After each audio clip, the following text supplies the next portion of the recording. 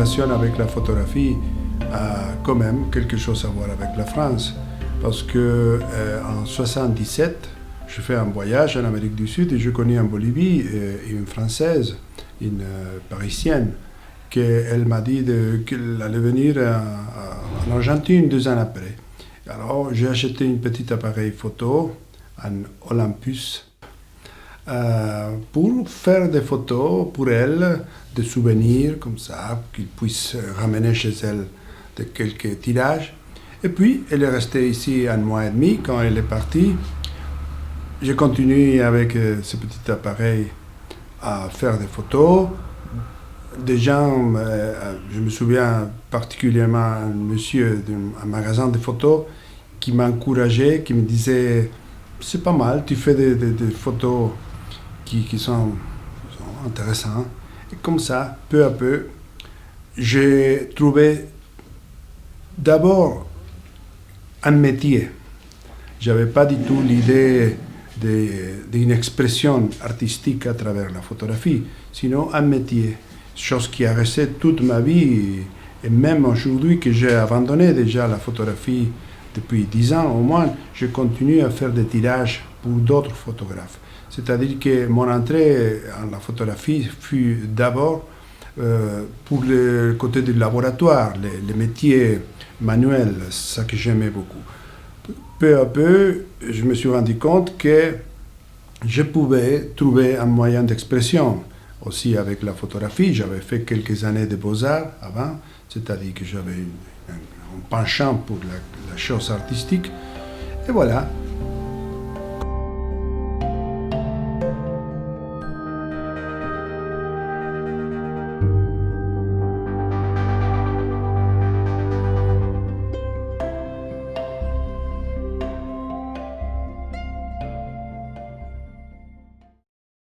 Je dois dire que je suis un homme qui a eu de la chance dans la vie pour plusieurs choses. En 1983, j'ai reçu une invitation depuis Buenos Aires, un groupe de photographes qui avait fait venir à Agathe Gaillard, qui amenait une exposition qui s'appelait Chef-d'œuvre de la photographie française. Elle s'appelle Cristina Oribe, qui était du Guatemala, mais qui vivait en Argentine, et qui avait créé une maison d'édition, la Azotea, pour faire connaître les photographes d'Amérique latine. Et ils avaient créé un groupe de photographes à Buenos Aires, avait créé un espèce de petit club, je ne sais pas comment ça s'appelle, mais enfin une petite association de photographes, et ils m'avaient invité à venir présenter une exposition sur la photographie française qu'ils appelaient les chefs-d'œuvre de la photographie française. Et donc j'avais demandé aux photographes que je connaissais, et certains même que je connaissais moins, de prêter des photos pour cette exposition. Et les photos partent dans une grande valise, confiée à une femme que je ne connaissais pas, mais quand même. Et elles partent sans assurance et sans plus de précautions que ça, mais pas de problème. Et donc après, Cristina me demande de venir la présenter. Et donc après, avec Cristina, chaque jour, on faisait une visite guidée. Moi, j'expliquais un peu, et puis elle traduisait. Je me souviens qu'elle traduisait très très bien, ce qui est toujours agréable. Je me sentais pas du tout... parce que je le comprenais un peu l'espagnol, mais j'aurais pas pu naturellement le parler. Et il y avait toujours un certain groupe de gens qui écoutaient. Et il y avait tous les jours un jeune homme très attentif, très, très présent. Et puis on lui a parlé et il nous a dit qu'il était venu de Mendoza en autostop, rien que pour voir l'exposition. Et Mendoza, Buenos Aires, c'est quand même plusieurs jours de voiture, et donc en stop, c'était une sacrée aventure.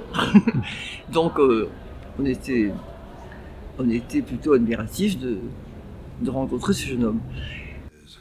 Bon, moi, dans ma... Comment est-ce qu'on pourrait dire dans une idée comme ça, très ingénue, on dit, provinciale, je croyais que c'était une invitation personnelle. Bon, là, j'ai pris une voiture avec un ami. Et je suis allé voir cette exposition pour me rendre compte que c'était une invitation pour tout le monde, en fait. Mais là, j'ai connu Agathe Gaillard.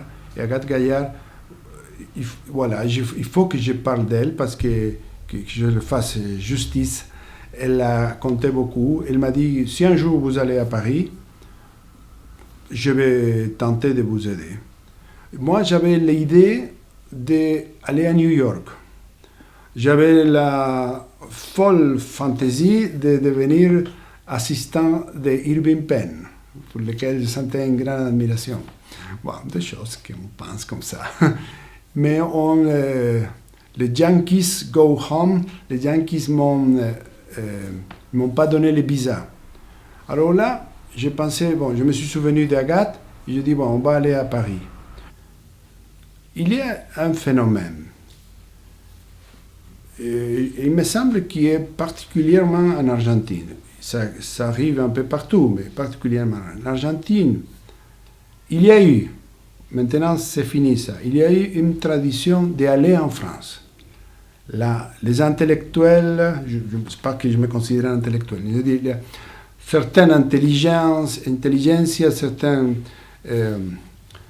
gens comme ça du monde artistique allaient à Paris. Je me suis rendu compte que les choses ici pour moi allaient être un peu plus faciles à Mendoza, justement du fait de retourner de Paris. J'avais des amis à Paris qui m'ont accueilli et je suis allé voir Agathe Gaillard, elle a été très bien avec moi, très très bien. Elle m'a reçu et elle a tenu sa promesse. Je suis arrivé en juin 1985 et en novembre 1985, il m'a fait exposer avec un poids lourd de la photographie, Ralph Gibson, ça qui a permis que beaucoup de monde qui venait pour voir l'expo de Gibson pouvait voir aussi ma photographie dans Monsieur Lemagny. C'est-à-dire, j'étais une petite figure de la photographie de Mendoza quand je suis parti pour la France. D'ailleurs, j'étais déjà un bon tireur et ce qui m'a permis de rentrer au laboratoire Pictorial Service grâce au tirage que j'avais apporté, que j'avais amené avec moi depuis Mendoza. Mais c'est évident qu'en rentrant dans un milieu si riche comme était pour la photo, Paris, mon horizon s'est ouvert amplement et j'ai vu d'autres choses, j'ai appris beaucoup. Et je fais, en plus des expositions que j'ai vues, des dizaines et des dizaines d'expositions de photographes et aussi d'autres manifestations artistiques, je fais une grande rencontre à Paris. Une rencontre qui pour moi a été capitale, centrale dans ma vie de photographe. Je ne dirais pas ma carrière, je ne sens pas que j'ai fait une carrière dans la photographie, que c'est monsieur Jean-Claude Lemagny, le directeur du cabinet d'estampes et photographie à la Bibliothèque nationale de Paris. Et là, comme moi j'étais invité, disons, un jeune invité à côté de Gibson, il m'a salué et on a commencé une relation, une amitié qui a duré les 10 années que j'étais à Paris. Et puis on a continué parce que pas plus loin que les mois passés, j'ai reçu une lettre de Jean-Claude. Cet homme a compté beaucoup pour moi, de tout point de vue. D'abord d'un point de vue, disons, prosaïque, parce qu'il m'a acheté beaucoup de photographies pour le fonds de la Bibliothèque nationale. C'est là qui m'a fait vivre en grande partie pendant mon séjour à Paris de 9 ans et demi. J'ai rencontré plein de photographes célèbres, très souvent très mesquins, pour sa façon d'être, aussi très mesquin. Lui, rien à voir avec ça, non? On parlait hier de sa générosité, parfois avec des photographes, dont on disait, mais qu'est-ce que je peux dire de ces photos, des photographies assez nulles? Et lui, il trouvait toujours un mot, une phrase qui pouvait le servir, pouvait l'aider à ouvrir sa tête. Une autre rencontre pour moi très importante, c'était avec, je voudrais dire, les soviétiques, parce que c'était avant la chute de l'Union soviétique en 1986. J'ai connu une après-midi, un soir de novembre, je connais à Georgi Pinkasov, actuellement un photographe de Magnum. On a fait une amitié très rapide, très simple, et immédiatement on a commencé à pas parler, parce que lui il parlait pas un mot de français, et moi je parlais très peu, ça faisait 4 mois que j'étais à Paris, mais on se communiquait avec un grand enthousiasme à travers des gestes, des dessins, comme ça. Et puis on est resté amis. Je peux te dire maintenant les 2 rencontres importantes pour moi quand j'étais à Paris, non? Qui ont compté surtout. Quelques mois après mon arrivée, la grande exposition au Palais de Tokyo de Robert Frank, photographe qui est pour moi le photographe que j'aime le plus. Non? Depuis toujours, depuis la première fois que j'ai vu, j'ai senti que j'avais une grande attirance par sa photographie, une admiration énorme. Bon, je me souviens avoir vu une exposition très grande, et aussi il y avait ce film de Robert Frank, une chose qui m'avait touché, c'est de l'avoir écouté dire qu'il regrettait un peu avoir resté si longtemps dans la photographie et avoir fait si peu de cinéma. Non? Chose qu'aujourd'hui, moi, je pourrais signer aussi cette pensée, non? Je trouve. Puis, j'ai eu des différents contacts, Lambert, des gens comme ça, du Palais de Tokyo, mais ça n'a rien donné. C'est un milieu que j'aime pas. Tout ce genre, les galeristes, tout ça. Entre ceux qui sont des caractériels et l'autre qui sont des fumistes, tu ne sais pas avec quoi tu peux rester. Puis, finalement, j'ai rencontré Laura Serrani, qui était la directrice de FNAC Photo. Et elle, avec elle, ça a marché très bien. Elle m'a fait exposer à l'FNAC de l'Étoile, une exposition très grande qui a tourné un peu partout dans le monde. Et puis, entre-temps, j'avais eu, grâce à Gad Gaillard, un petit boulot, ou quelques petits boulots à Libération. Et là, à Libération, j'ai connu Louis Mesplé, qui, quelques années plus tard, est devenu le directeur de rencontres d'Arles. Un jour, j'avais retourné à Mendoza pour quelques mois, on m'a téléphoné, je croyais que c'était une blague, parce qu'on m'invitait à exposer à Arles. Et voilà, c'est comme ça qu'en 1991, j'ai exposé là-bas, j'ai fait une exposition personnelle, chose qui a déclenché la fureur des Argentins de Buenos Aires qui considèrent que la province, l'intérieur du pays n'existe pas. Ouais. Et c'est grâce à Louis Mesplé. Alors, Louis Mesplé et Laura Serrani, et surtout Agathe Gaillard, sont les bons contacts que j'ai. J'ai connu plein de monde à Paris, mais ça n'a pas marché. Beaucoup de rendez-vous, beaucoup d'attentes, ça n'a rien donné. Parfois, j'ai vendu des photos, et voilà. Et il faut dire que je ne suis pas un homme, comment on pourrait dire, un homme de couloir, un homme qui attend, qui cherche, qui insiste. Non. Au bout d'un moment, j'ai lâché comme ça. J'avais de quoi vivre et surtout de quoi continuer à faire ma photographie, que c'était pour moi la chose plus importante que les exposer. Je sais que c'est bien et j'aime beaucoup les moments de l'exposition, les moments où les gens font, comme on dit ici, une dévolution. Non? Ils te font des commentaires, parfois des commentaires très riches, où tu trouves des idées que toi-même tu ne t'avais pas rendu compte qu'il y avait dans ta photographie, des choses. Voilà. Ça, j'adore. Quelques années plus tard, je restais 9 ans et demi. Quelques années plus tard, déjà dans les années 90, j'ai eu un contact avec le journal Le Monde pour la section Le Monde libre, le supplément de jeudi. À l'époque, c'était jeudi. Comme j'avais déjà j'avais commencé à Mendoza une série de portraits des ouvriers et d'artistes qui s'appelle Art et Métier, je suis allé voir Sophie Malexis du Monde, montrer ma série, et là, elle m'a donné de boulot. Alors, je fais plusieurs sujets pour Le Monde libre, dont, je sais pas, l'écrivain Octavio Paz, le prix Nobel mexicain. C'est de très bonnes expériences.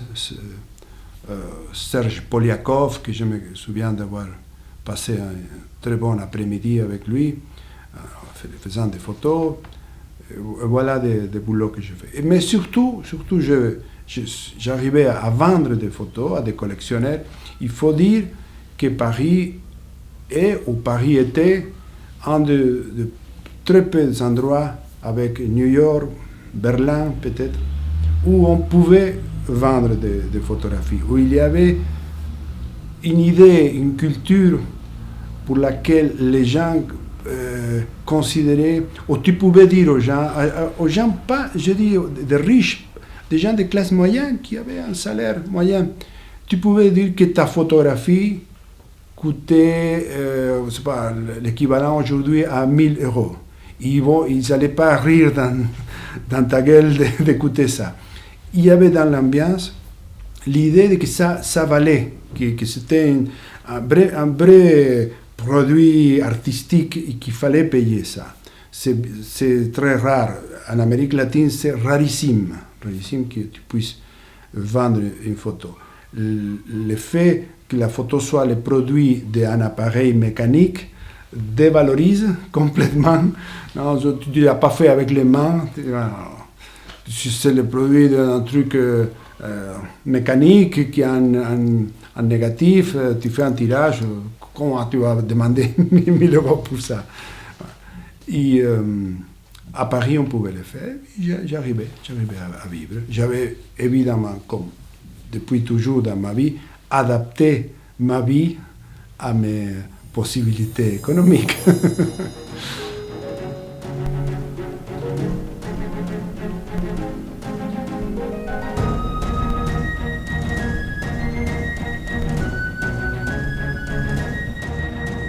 Mais surtout, je suis rentré en Argentine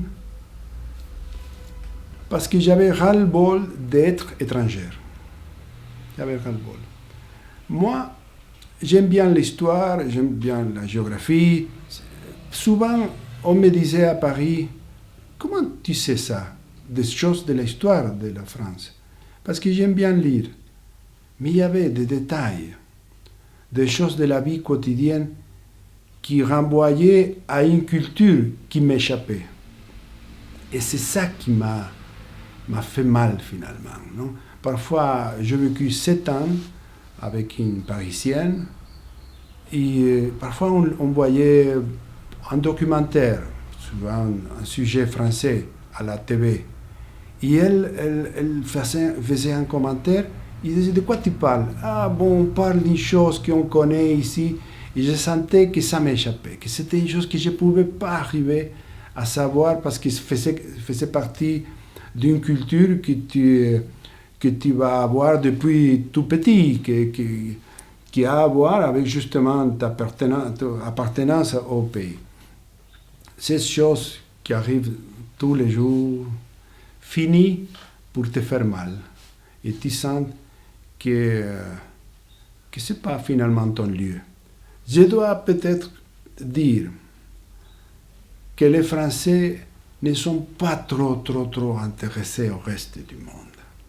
Peut-être pour voyager, eux, mais pas vraiment intéressés. Quand tu es à Paris, les gens s'intéressent pour Paris. Ce qui intéresse les Parisiens, c'est d'abord Paris, peut-être le reste de la France, imagine-toi le reste du monde. Non?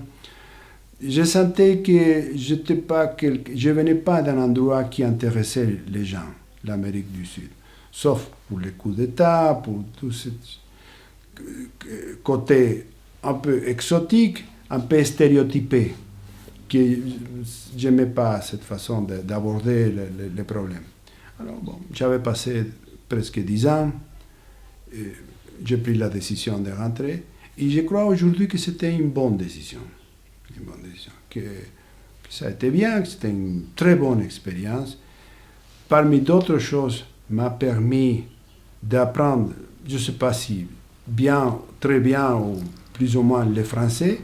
Et pour moi, apprendre des langues, c'est apprendre une partie de la vie, parce que la langue, c'est une façon de voir la vie.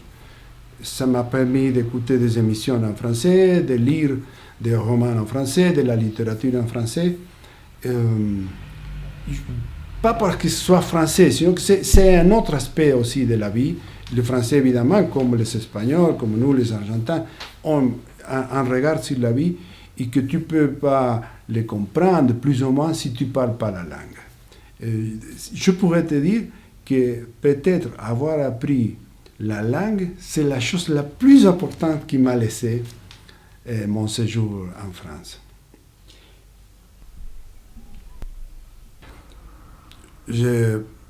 J'arrivais à Paris en 85, j'ai retourné en 95, en janvier 95.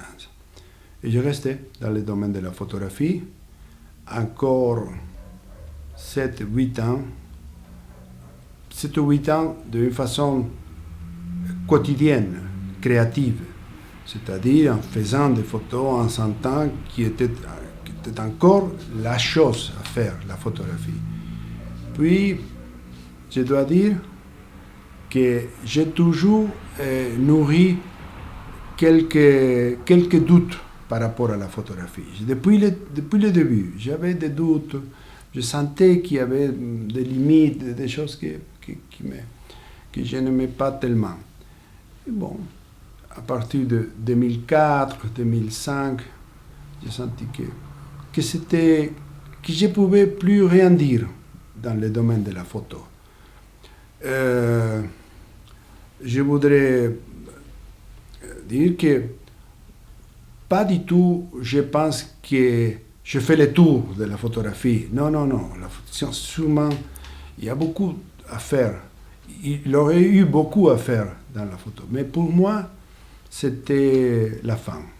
Je sentais plus l'envie. Je sentais que peu à peu, je commençais à faire le même type de photos, chose que j'avais vue chez d'autres, c'est copier à soi-même, que j'ai commencé à faire ça. Alors je me suis dit, c'est le moment d'arrêter. Il y en était quelqu'un qui n'avait pas un diplôme, qui n'avait pas fait des études. La photographie a été mon gilet de sauvetage. Moi, j'avais rien sauf la photographie. Mais quand même, peu à peu, j'ai trouvé une niche, pas, qui était être tireur pour d'autres photographes. Et j'ai donné des cours de photographie. Comme on dit, ceux qui n'aiment plus une chose commencent à donner des cours de cette chose-là. J'ai travaillé au Chili à ce moment-là. J'ai travaillé dans une école de photographie. J'ai donné des cours. J'avais trouvé alors un moyen de vie qui me permettait de m'éloigner lentement. Mais comme je ne suis pas un taliban de mes décisions, je ne suis pas un tolérant de mes décisions, quand même, je continue de temps en temps à vendre des tirages, notamment en Europe, comme ça, en Espagne, en France. Et bien entendu que si aujourd'hui quelqu'un voudrait m'acheter des photos, je serais ravi. Mais ce que je veux dire, que pour moi, la pratique créative de la photographie a complètement fini. Ce qui m'est resté, c'est un savoir-faire, un certain œil pour voir des situations. Je fais comme ça, de temps en temps, des photos familiales ou des photos comme ça, un tout petit peu plus réussies que la moyenne, Mais mon engagement j'étais un gars qui tous les jours prenait des photos, qui allait avec son appareil photo, comme ça. Tout le temps, ma vie tournait autour de la photographie. Ça, c'est arrêté, c'est fini. Pour moi, ma vie, maintenant, c'est le dessin, l'édition des livres et la tentative d'écrire.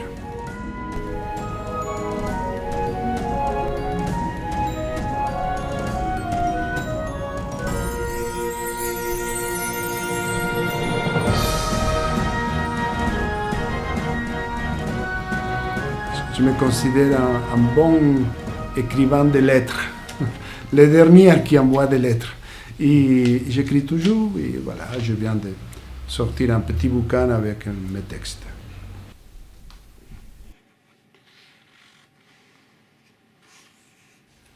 Tu me dis à quel moment j'ai pris la décision d'ouvrir une maison d'édition.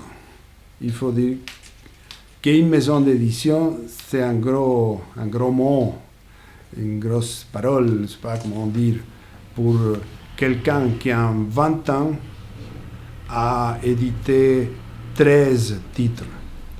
Je ne connais pas les mots en français, en espagnol, ça dit emprendimiento. C'est comme une tentative d'éditer des livres. Parce que très vite, j'ai vu que éditer des livres, c'était une question complexe, surtout pour la distribution. Que la distribution, c'était le point important.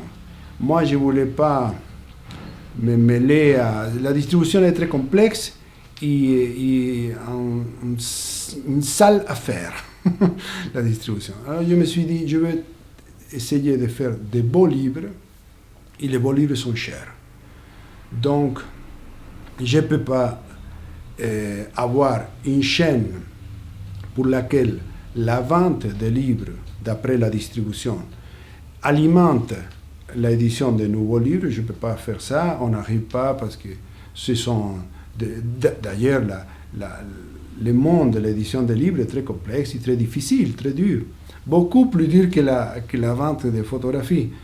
Il y a très peu de gens qui réussissent. Je me suis dit, bon, je vais chercher d'abord le financement pour faire ces livres.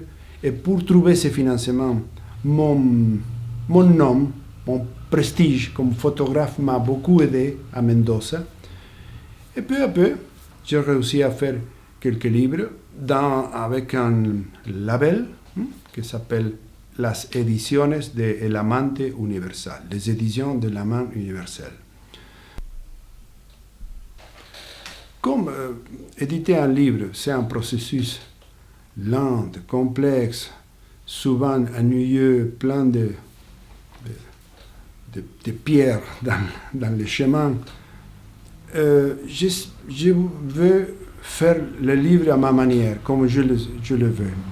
Alors, quand je trouve quelqu'un qui est d'accord pour faire un bouquin, je lui dis, bon, par exemple, tu es photographe. Tu as une quantité de photos dans un tiroir. Bon, je vais prendre ces photos et je vais revenir d'ici quelques mois avec un livre. Ces photos seront devenues un livre. Mais ce livre aura la mise en page que je veux, les textes que je veux. Si je veux écrire quelque chose, moi je peux le faire. Et pire encore, je vais te demander à toi aussi de chercher de l'argent pour faire un livre à ma manière. Si tu es d'accord, on le fait. Sinon, on ne le fait pas. Et alors, je fais tout. Je fais la mise en page, la sélection des photographies.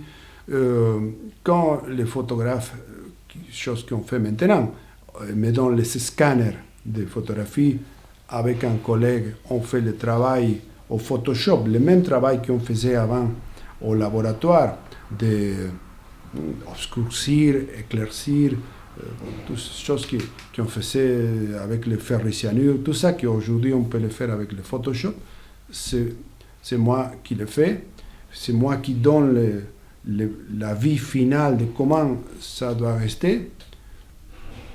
J'ai appris la reliure, j'ai fait les maquettes, parce que, par exemple, pour un livre que je suis en train de faire maintenant, je fais déjà 6 maquettes.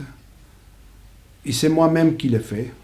Je fais la relure, je fais faire les impressions, je coudre le feuille, je prépare tout pour arriver à avoir une maquette qui soit grandeur nature et qui soit le plus proche du livre qu'on va imprimer dans une imprimerie offset. Non? Je fais tout ça, je cherche les moyens matériels et je suis surtout présent au moment de l'impression, de l'imprimerie. Et qui est un moment clé, parce que je fais un suivi jour par jour, ils sont étonnés, surtout ici. Je sais que, par exemple, en France, en Allemagne, il y a une autre culture de l'édition des livres d'art.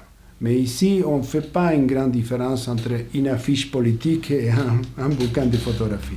Alors les gens des imprimeries sont très surpris de me voir arriver et rester pour la première sortie. Et ils me demandent, bon, alors vous allez partir chez vous? Je dis, non, je vais rester ici toute la journée, demain et après-demain, et tous les jours que vous allez travailler, je vais venir voir comment est-ce qu'on fait. Je vais vous donner des opinions et je vais essayer qu'on sorte le meilleur travail possible. Non?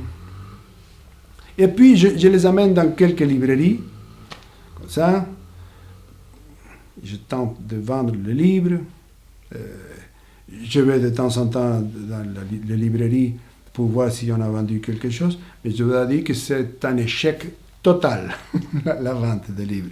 C'est pour ça que pour tous les livres, sauf pour un, Noche de Circo, Nuit de Cirque, pour tous les livres, j'ai réussi à rassembler tout l'argent nécessaire pour l'édition avant de rentrer dans l'imprimerie. Parce qu'après, moi et en général, on ne peut pas compter sur la vente des livres. Ça, et j'arrive à être le contraire de déficitaire, c'est équilibré, disons, et à gagner tout petit peu d'argent chaque année quand on fait le bilan le 31 décembre.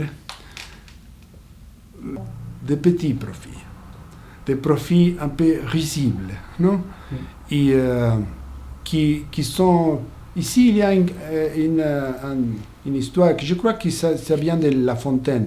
On dit, sont les contes de la laitière, qui est celle qui imaginait qu'avec la vente du lait, allait acheter, il ne s'est pas rendu compte, il s'est cassé.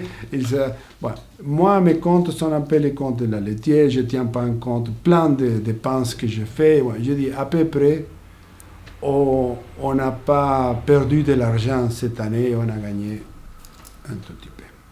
Si je parle avec d'autres gens, ou si d'autres gens pourraient connaître mes comptes, diraient, pourquoi tu fais ça? C'est rien, c'est un effort énorme.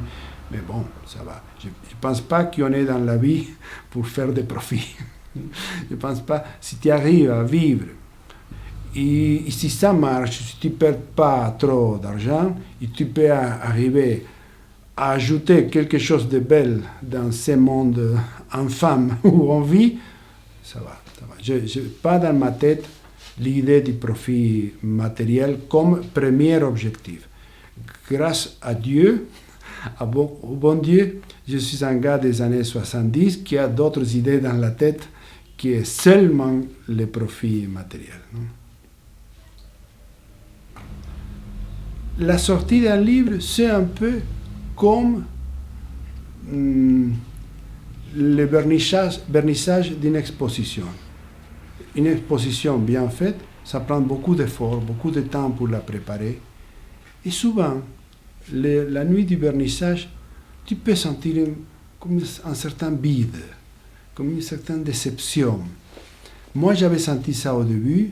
Je me sentais mal pour ça. Je me sentais, je sais pas, qu'il y avait quelque chose qui ne marchait pas en moi pour me sentir comme ça. Et puis, j'ai lu ça dans d'autres gens liés à la chose artistique qui disaient la même chose, qui se sentaient comme une déception.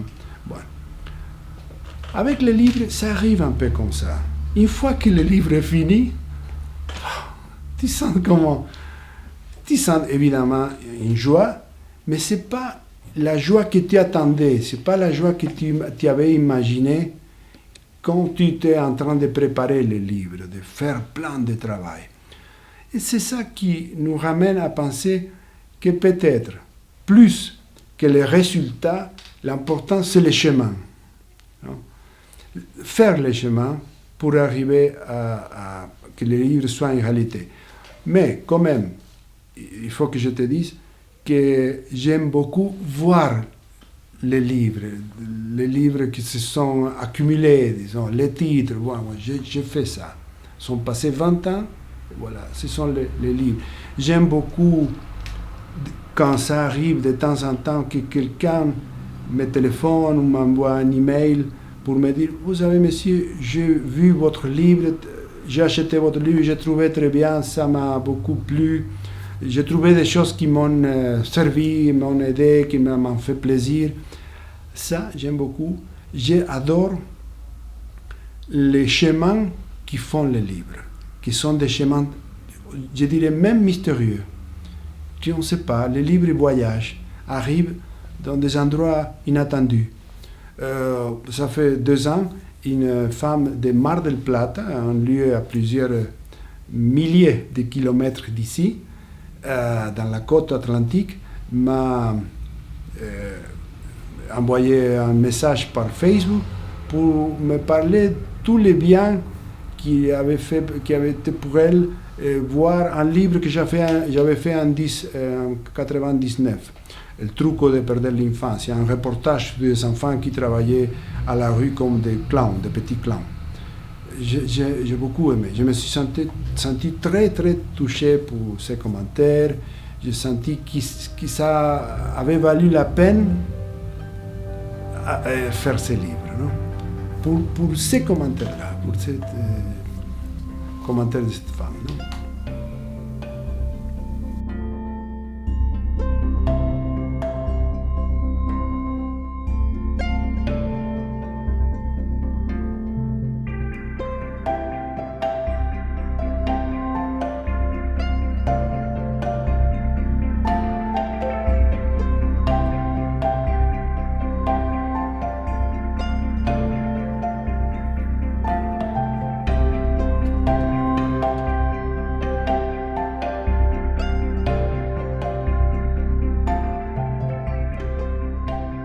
À propos de cet endroit qu'on appelle la Fabrique, on l'appelle comme ça parce qu'ici il y a eu pendant 70 ans une usine, une fabrique de glace à manger qui appartenait à mon père, à mes parents.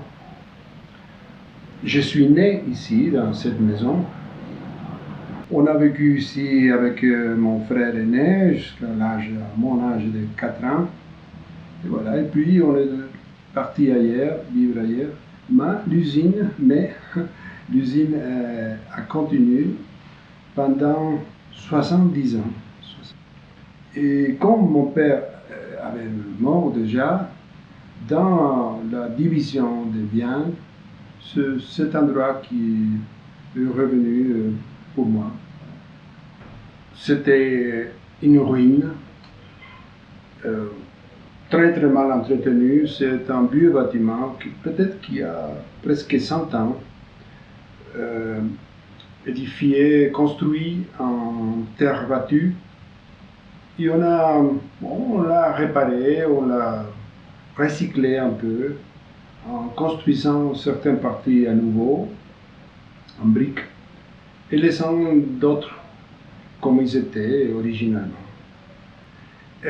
On a pensé que c'était un endroit bien, comme je dis, pour ma femme, pour travailler pour moi en atelier, mais aussi, surtout, développer dans la mesure du possible une sorte de galerie qu'on appelle la Fabrique.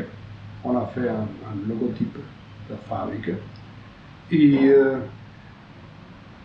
donc on fait une fois par mois une activité du genre culturel. On a commencé début novembre avec une exposition des photographies que j'avais échangées avec d'autres photographes pendant 30-35 ans d'activité dans la photographie. Je me suis éloigné depuis une dizaine d'années, disons. J'ai une grande quantité de photographies, de très belles photos. Et on a fait cette exposition que ça a très bien marché, sauf qu'il faut dire que pour les caractéristiques de l'endroit, on ne peut pas faire une galerie comme toutes les galeries. Alors, on fait seulement le vernissage. On essaye de faire beaucoup de bruit pour amener la plus grande quantité de gens ce soir-là, mais c'est seulement le vernissage. Parce que ma femme travaille, elle a un cabinet de psychologie, de psychologue, de thérapeute. Et on ne pourrait pas faire venir tous les jours du public. Un détail qui me semble sympathique, c'est que le vernissage, on offre pas des canapés, des petits fours, on offre des glaces à manger aux invités, aux gens qui viennent, chose qui les a un peu étonnés, surpris, bien surpris. Et voilà, on a fait ça. Puis on a présenté un bouquin que je fais avec ma fille, Elena, ma petite fille, j'ai 2 filles, Luisa et Elena. Un bouquin que j'ai fait avec elle, qui s'appelle Un bestiario para Elena.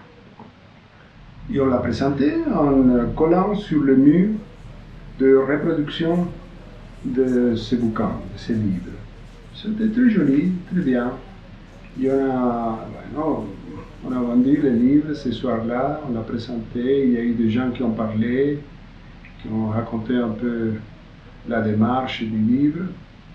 On a profité aussi pour tenter de vendre d'autres titres. Un bestiario para Elena, c'est mon 14e titre.